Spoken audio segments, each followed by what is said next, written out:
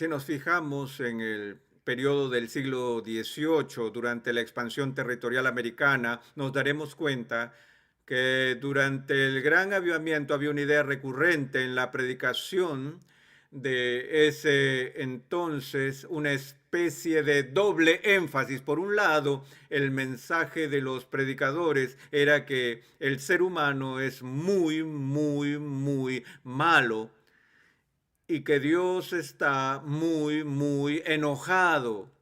En otras palabras, hubo tal énfasis en el pecado humano y en la ira de Dios que casi algunos terminaron llamándola la teología del miedo, la cual predominó durante ese periodo. Y luego, en el siglo XIX, vemos una dramática reacción en contra de esa clase de tendencia en la predicación, de modo que ahora el mensaje era, ok, el humano no es tan malo y Dios no está tan enojado.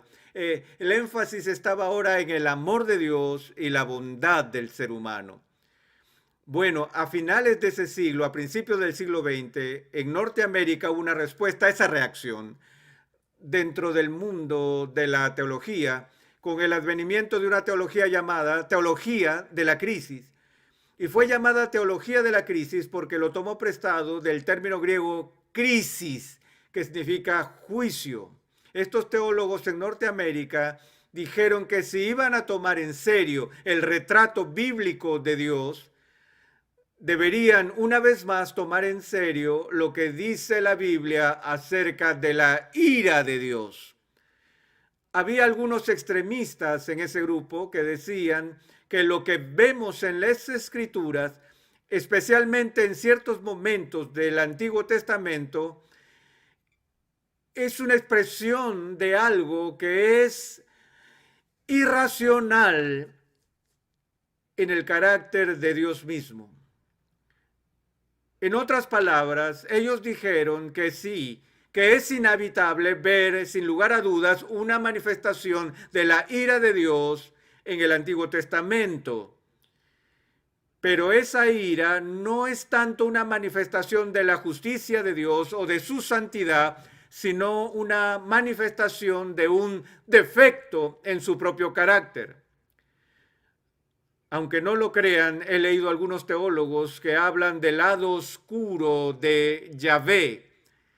Dicen que dentro de Dios reside el elemento de lo demoníaco y que este aspecto demoníaco de Dios se hace notorio por manifestaciones repentinas, no provocadas, de una ira antojadiza, caprichosa y arbitraria de Dios.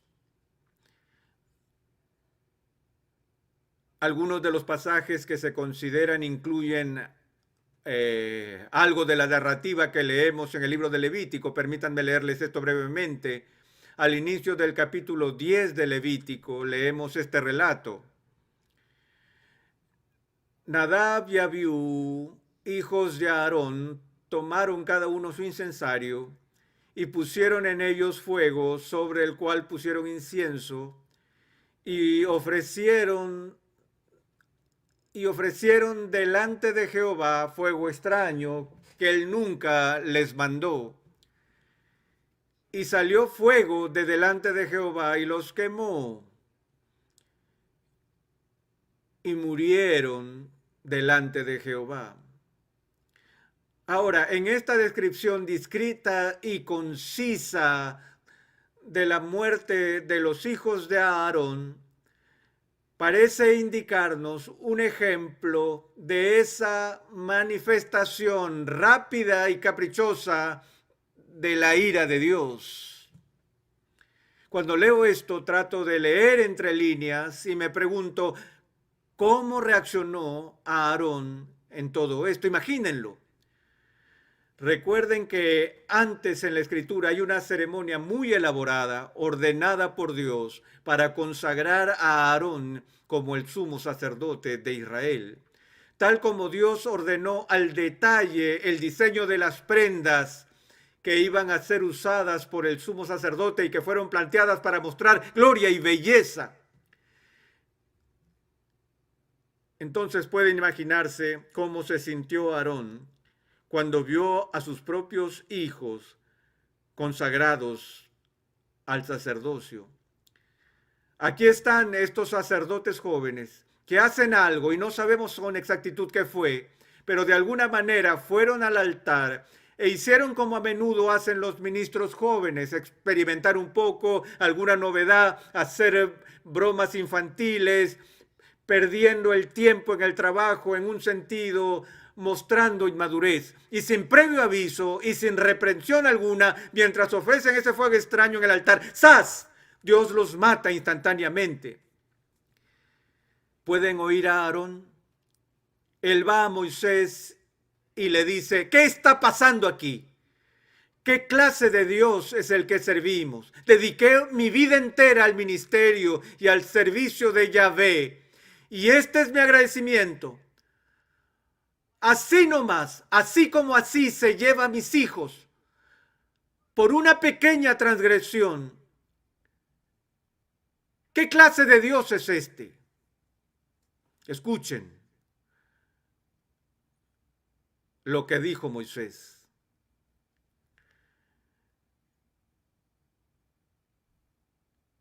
Entonces Moisés dijo a Aarón: esto es lo que habló Jehová diciendo: en los que a mí se acercan, me santificaré. Y en presencia de todo el pueblo, seré glorificado. Y luego leemos estas palabras: y Aarón estuvo callado. Será mejor creer que Aarón se quedó inmóvil cuando el Todopoderoso vino y dijo: mira, Aarón, sé que todo esto es muy duro para ti, que haya tomado la vida de tus hijos, pero ¿te acuerdas cuando establecí el sacerdocio? ¿Recuerdas el día en que te aparté y te consagré para esta tarea sagrada, para lo cual dije que hay ciertos principios que no negociaría con mis sacerdotes? Seré considerado santo por todos y por a cualquiera que se atreva a presumir de ministrar en mi nombre. Y ante el pueblo seré tratado con reverencia. Y cuando Dios habló, Aarón cayó. Pero hay otras ocasiones como esta, ¿no es cierto? Una de las historias más espeluznantes en el Antiguo Testamento es la historia de Usa, el coatita. Todos ustedes conocen la historia de Usa. Y no se trata de las siglas del país norteamericano. Es la historia del traslado del Arca de la Alianza. Recuerden que el Arca de Pacto era el trono de Dios. Era el artículo más sagrado en el lugar santísimo. Y había caído en manos de los filisteos. Y luego, a través de una serie de increíbles incidentes, había sido devuelta al pueblo judío y guardada en custodia por un tiempo hasta que llegó el momento adecuado para que el arca del pacto fuera devuelta a su lugar en el santuario. Y David ordenó una celebración y pidió que el arca del pacto sea transferida a la ciudad. Y las personas se alinearon en las calles y bailaban y cantaban mientras se movilizaban y veían la procesión del trono de Dios delante de ellos. Y se nos dice que el arca del pacto fue trasladada al ser puesta en una carreta de bueyes. Y la Biblia nos dice que a medida que el carro se desplazaba por el camino, los coatitas caminaban junto a ella para protegerla, cuidándola. Uno de ellos se llamaba Usa. Y en medio de la procesión, de repente, uno de los bueyes tropezó. Y el carro comenzó a tambalearse y a inclinarse y parecía como si este artefacto santo de Israel estaba por deslizarse de la carreta de bueyes y caer al barro y ser profanado. Por instinto y de forma involuntaria, Usa extendió su mano para sostener el arca y asegurarse de que este trono de Dios no cayera en el barro. ¿Qué sucedió? Los cielos se abrieron y una voz diciendo, gracias, Usa. No, tan pronto como Usa tocó el arca santa de Dios, Dios le produjo la muerte. Recuerdo haber leído la malla curricular de la escuela dominical en una de las iglesias en donde trabajé. El documento venía de la oficina principal y vi textos como este que decían, ahora entendemos que este tipo de historias que leemos en el Antiguo Testamento, como la de Usa y Nadab, como la de Dios destruyendo el mundo con un diluvio, hombres, mujeres y niños, de Dios ordenando la expulsión de una persona o diciéndole al pueblo judío que fuera a Canaán y eliminaran a todos sus habitantes, hombres, mujeres y niños, esto no puede ser una verdadera manifestación del verdadero carácter de Dios. Debemos entender esas historias del Antiguo Testamento simplemente como que personas judías antiguas, precientíficas, primitivas, seminómadas, interpretaron lo que vieron a la luz de su propia teología peculiar. Probablemente lo que pasó fue que Usa tuvo un ataque al corazón y murió, y el escritor judío atribuyó la causa de su muerte a una expresión despiadada de la ira cruel de Dios. En otras palabras, era impensable para los autores de ese currículo que Dios mismo realmente pudiera tener algo que ver con la muerte de Usa.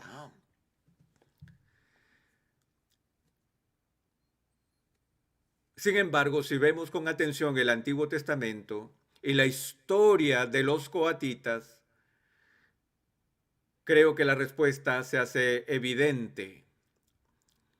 Recuerdan que en el Antiguo Testamento a las 12 tribus de Israel se les asignaron ciertas tareas y asignaciones que la tribu de Leví fue apartada para Dios como la familia que sería responsable del sacerdocio y de los asuntos del templo, de la educación y de otras cosas. Y Leví era de esa tribu. Dentro de la familia de Leví había otras familias importantes y a cada familia se le asignó una tarea especial. Ahora, Coat fue uno de los hijos de Leví, y la familia de Coat fue separada por Dios para una tarea específica. Su trabajo, toda su razón de ser, la vocación de sus vidas era cuidar de las cosas sagradas. Y fueron entrenados y disciplinados desde la niñez con todas las descripciones y detalles meticulosos de la ley de Dios acerca de cómo estos objetos sagrados y los recipientes debían ser custodiados. Y el único principio absoluto y no negociable que se le inculcó a cada coatita desde que era un niño fue este: nunca, nunca, nunca, nunca, nunca toques el trono de Dios. Y Dios dijo, si lo tocas, morirás. En primer lugar, nos preguntamos por qué transportaron el arca en una carreta de bueyes. Tenía que ser transportada a pie. Había hoyos en el borde del arca a los que se insertaban varas para asegurarse de que ninguna mano humana tocara ese trono. Pero en vez de eso tenían prisa y la pusieron en la carreta de bueyes. Y así se fueron. Y Usa hizo lo impensable. Él tocó el trono de Dios. Pero nosotros decimos, espera un minuto. ¿Por qué lo hizo? Su motivo era puro. Estaba tratando de preservar el trono de Dios de caer en el barro. El presuntuoso pecado de Usa fue este, señoras y señores. Él supuso que sus manos estaban menos contaminadas que la tierra. No había nada en la tierra que profanara el trono de Dios. La tierra estaba allí en el suelo haciendo lo que Dios la había llamado a hacer. Ser tierra, convertirse en polvo cuando se secara y volverse barro al mezclarse con agua. Ella obedece las leyes de Dios día tras día, haciendo exactamente lo que se supone que el polvo debe hacer. No hay nada profano allí. Fue la mano del hombre de la que Dios dijo, no la quiero sobre este trono. En una palabra, Usa violó la ley de Dios y Dios lo mató. Pero aún así, ¿no parece esto una manifestación de un castigo cruel e inusitado? Si nos fijamos, por ejemplo, en el Pentateuco y vemos la lista de crímenes capitales que se especifican en Israel, hay más de 30 delitos para los que Dios ordenó la pena de muerte entre los judíos. No solo por asesinato en primer grado, sino por actos homosexuales, por adulterio. Si un niño era malcriado en público y ofendía a sus padres, podía ser condenado a muerte. Era un crimen capital para un judío ir a un adivino. Por más de 30 delitos, Dios ordenó la pena con la muerte. Y de nuevo, los teólogos miran esto y dicen, cuán primitivo, cuán sanguinario, qué severo. Esa no puede ser la palabra de Dios, sobre todo a la luz del Espíritu de misericordia y amor del Nuevo Testamento. Uno de los capítulos fascinantes o acotación de la historia de la Iglesia es el hecho histórico que provocó la compilación formal de la Biblia como el canon de las Sagradas Escrituras. Recuerden que es un libro compuesto de muchos libros individuales. 27 libros del Nuevo Testamento, estas epístolas individuales y evangelios que fueron escritos muy temprano, circulaban en la iglesia y eran reconocidos como escritura y funcionaban como escritura, pero nadie se molestó en ponerlos juntos y decir, esta es la Biblia. Hasta que un hombre llamado Marción produjo la primera edición formal de la Biblia, el primer canon de las Sagradas Escrituras. Fue un canon muy extraño. El Antiguo Testamento estaba ausente y muchos de los evangelios estaba ausente. Solo unos pocos comentarios del apóstol Pablo fueron incluidos en este canon porque el principio de trabajo de Marción fue que cualquier referencia al Dios del Antiguo Testamento, Jehová, no podía ser Sagrada Escritura porque Jesús en el Nuevo Testamento revela una deidad distinta a esa deidad explosiva y malgeniada que tronó desde el Sinaí en el Antiguo Testamento. ¿Alguna vez lo habías pensado? Lo escucho hoy en día todo el tiempo. Hay marciones en todas partes que me dicen, bueno, me gusta el Nuevo Testamento, pero ese Dios del Antiguo Testamento es más de lo que yo puedo soportar. Cuando comparamos el Antiguo Testamento con el Nuevo Testamento, el Antiguo pareciera severo. He encontrado ayuda para lidiar con esto en los escritos de un teólogo muy importante que es muy controversial en la Iglesia romana. Su nombre es Hans Kung.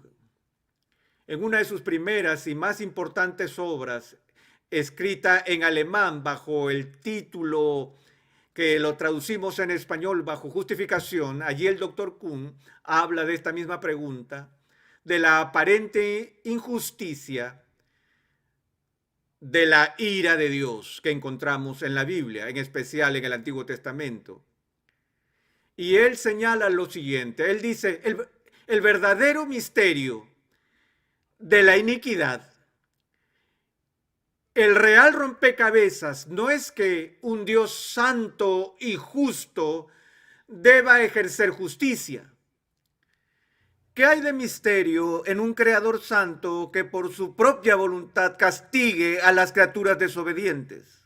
Y dice, el verdadero misterio es por qué Dios de generación en generación en generación tolera criaturas rebeldes que cometen traición cósmica en contra de su autoridad.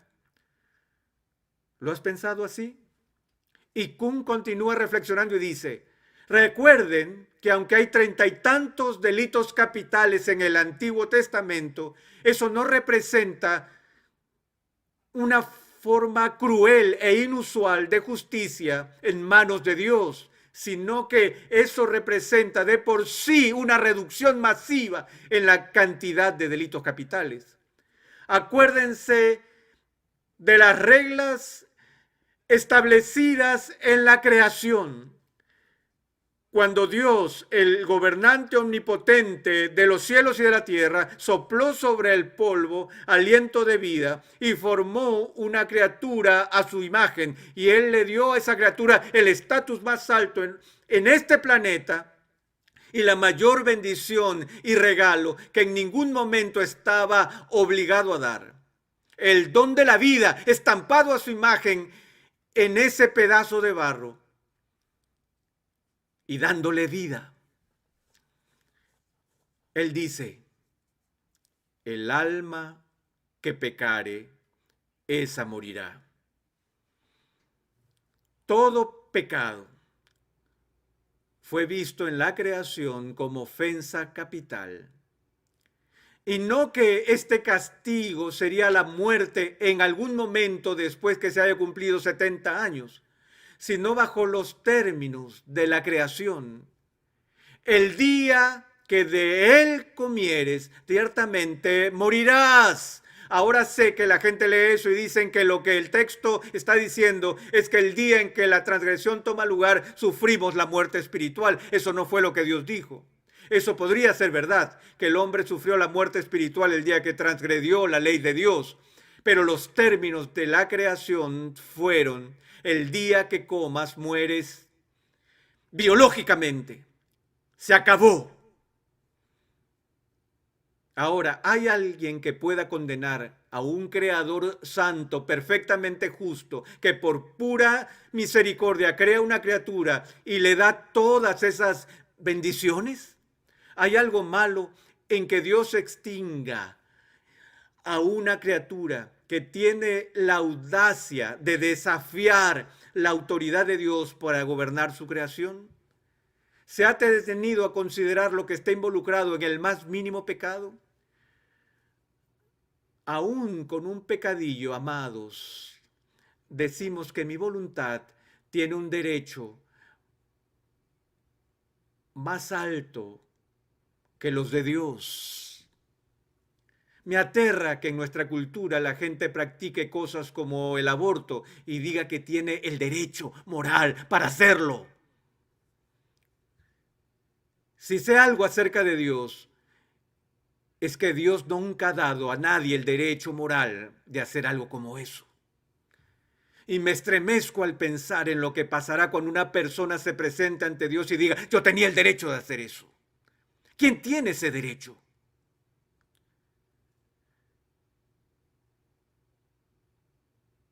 Pero incluso un pecadito, sin contar algo abominable como el aborto, en el más mínimo pecado, al que llamamos pecadillo, en ese pecado ya desafío la autoridad de Dios, insulto su majestad, reto la justicia de Dios. Pero estamos tan acostumbrados a hacer eso y a justificar con cuidado nuestra desobediencia, que nos ponemos tercos en nuestros corazones, nuestras conciencias se han endurecido y creemos que no es nada serio desobedecer al Rey del universo. Yo lo llamo la traición cósmica. Pero Dios lo que hizo fue esto. Como lo dice el doctor Kuhn, que en lugar de destruir la humanidad en el momento de este acto de sublevación y rebelión a la autoridad de Dios, Él se adelantó y extendió su misericordia. En lugar de la justicia, Él derramó su gracia. Y la historia del Antiguo Testamento, amados, es la historia de repetidos episodios de las manifestaciones de la paciencia llena de gracia de Dios y de un perdón misericordioso hacia un pueblo que desobedecía día tras día. Y Kuhn medita y dice, es verdad, no conozco los designios de Dios, no puedo leer la mente de la edad, pero él dijo, me pregunto si la razón por la que encontramos periódicamente en la Biblia estos ejercicios raudos y repentinos de la justicia, quizás sea que Dios ve necesario el interrumpir su patrón normal de clemencia, paciencia, gracia y misericordia para recordarnos de su justicia. Él mismo dice que su paciente misericordia está diseñada para darnos tiempo para arrepentirnos. Pero en vez de eso nos aprovechamos y pensamos que a Dios si no le importa si pecamos, o aunque si importase, no hay nada que pueda hacer al respecto. Vi una vez a un joven desafiar a Dios gritando a los cielos, si estás allí, mátame con un rayo, desafiando así al Todopoderoso. Yo no quise mirar, pero vi su cadáver al día siguiente. Nunca lo olvidaré. Pero señoras y señores, estamos tan acostumbrados a los patrones normales de gracia y misericordia de Dios, que no solo comenzamos a darlos por sentado, los asumimos y empezamos a exigirlos, y si no lo conseguimos, enfurecemos. Hace poco hablé en el Seminario Teológico de Dallas, compartí de un pasaje en el Nuevo Testamento donde Jesús habló de este mismo tema y utilizó mi ilustración favorita. Cuando yo era un joven profesor universitario, mi tarea era enseñar a 250 nuevos estudiantes introducción al Antiguo Testamento. El mismo primer día de clases tuve que entregar los trabajos y tenía que ser muy cuidadoso con los requisitos porque ellos tratarán de distorsionarlos para librarse de ellos. Y les dije, miren, tenemos solo unos pocos ensayos de 3 a 5 páginas o de 2 a 4 páginas, pequeños escritos cortos, y dije, son 4 de ellos, si no se presentan a tiempo serán desaprobados a menos que hayan ingresado a la enfermería o se haya muerto un familiar cercano. Y tuve que explicarle todo a ellos y dije, ¿todos entienden? Oh, sí, estamos de acuerdo, el primer plazo se vence el 30 de septiembre. 30 de septiembre, 225 estudiantes diligentemente vienen con sus trabajos. 25 de los estudiantes estaban de pie, allí temblando, asustados y llenos de miedo. Me dijeron, oh, doctor Sproul, no alcanzamos a terminar nuestros trabajos, no administramos bien el tiempo, no hicimos la transición de la secundaria a la universidad. Por favor, no nos vaya a reprobar, denos una extensión de 2 días. Yo dije, ok, voy a concederle esta vez, pero no dejan que suceda de nuevo. Recuerden hoy que el mes que viene quiero que esos trabajos a tiempo. Llegó el 30 de octubre. 200 estudiantes llegaron con sus trabajos. 50 de ellos no entregaron sus trabajos. Entonces, ¿dónde están sus trabajos? Ellos dijeron, oh, profesor, todo el mundo está con trabajos para esta semana y ese fue el regreso a casa y estábamos ocupados con todos esos temas. Por favor, denos una oportunidad más. Y dije, ok, les voy a dar una prórroga de 2 días. ¿Y saben lo que pasó? Empezaron a cantar espontáneamente, te queremos, profesor Sproul, o sí que te queremos. Oh, yo era el profesor más popular del campus hasta el 30 de noviembre. Noviembre 30, 150 estudiantes llegaron con sus trabajos. Los otros 100 entraron como si estuvieran yendo a comprar el pan. Estaban relajados, casuales. Dije, Juárez. Él dijo, sí, señor. Le dije, ¿dónde está su trabajo? Él dijo, hey, profe, ellos saben. No se preocupe por él, se lo voy a traer en un par de días. Así que saqué el libro negro y dije, Juárez. Él dijo, sí. Le dije, tiene 0. Pérez, ¿dónde está su trabajo? No lo tengo, señor. Le dije, 0. Martínez, 0. En ese momento alguien en el fondo de la sala gritó, y ustedes pueden adivinar lo que gritaba. ¿Qué? Eso no es justo. Jiménez, ¿dijo usted eso? Él dijo, sí. Le dije, ¿ha dicho usted que no es justo? Y él dijo, correcto. Le dije, ¿recuerdo mal o usted no entregó la vez pasada su ensayo a tiempo? Él dijo, es correcto. Le dije, bueno, si quiere justicia, va a tener justicia. Yo escribí 0 para ambos. Y dije, ¿Alguien más? ¿Alguien más quiere justicia? Señores, señores, tenemos que entender la diferencia entre justicia y misericordia. Al momento que piensan que Dios le debe misericordia, una alarma debe sonar en sus cerebros que les advierta que ya no piensan más en misericordia. Porque por definición, la misericordia es voluntaria. Dios nunca está obligado a ser propicio a una criatura rebelde. Él no le debe misericordia.